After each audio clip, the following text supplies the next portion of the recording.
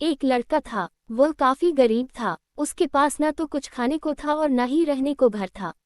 वह अपने दोस्त के घर रहा करता था। उसने एक छोटी सी कंपनी में पेंटिंग का काम करना शुरू कर दिया। धीरे धीरे उसके पास काफी पैसे भी हो गए।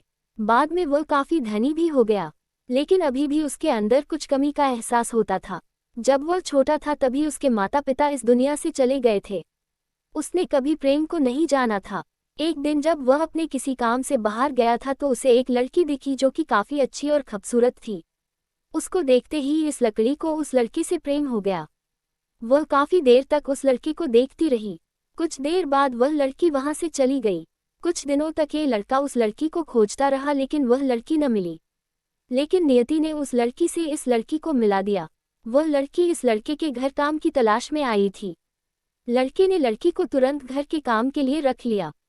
जब वह लड़की इस लड़के इस मिलने आई थी तो उस समय इस लड़के ने कुछ शब्द भी साफ से नहीं बोल पा रहा था, जिससे लड़की को लगा कि यह लड़का गूंगा है।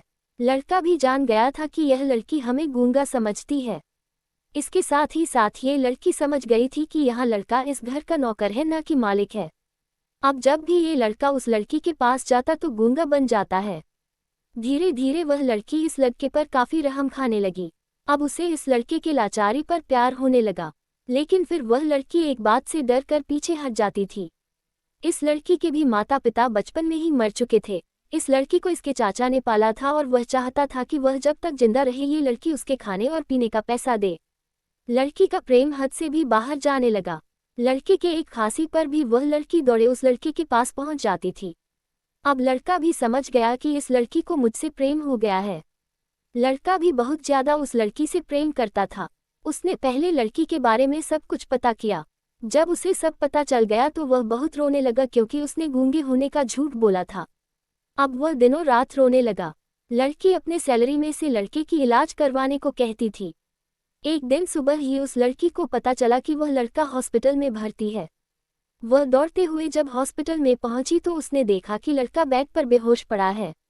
उसके आसपास काफी मशीन लगी हुई थी।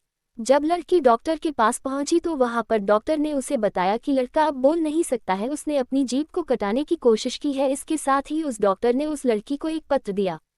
उस पत्र में लिखा था, मैं एक काफी धनी लड़का हूँ। जिस घर में तुम काम करती हो उस घर की मालिक मैं ही हूँ।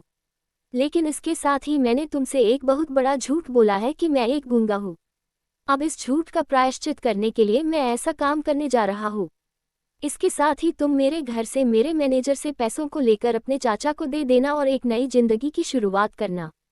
अगर हो सके तो मुझे माफ कर देना, तुम्हारा दोषी। इस पत्र को पढ़ने के बाद उस लड़की के आंख आंसू से भर आए। वह दौड़ते हुए मंदिर में गई। उसने भगवान के सामने कसम खाया कि जब तक वह लड़का बोलने नहीं लगता है तब तक वह कुछ नहीं खाएगी, भले ही वह मर क्यों न जाए। इधर डॉक्टर भी उस लड़के की इलाज कर रहे थे। ईश्वर ने दोनों के मन की बात काबूल कर लिए और अब लड़का बोलने लगा। लेकिन वह अपनी याददाश्त को खो गया। अब उसे कुछ भी नहीं याद था। अब इसके बाद लड़की ने उसके याददाश्त के लिए काफी कुछ किया लेकिन याददाश्त न आ सका। अगर प्रेम की नींव को झूठ पर रखा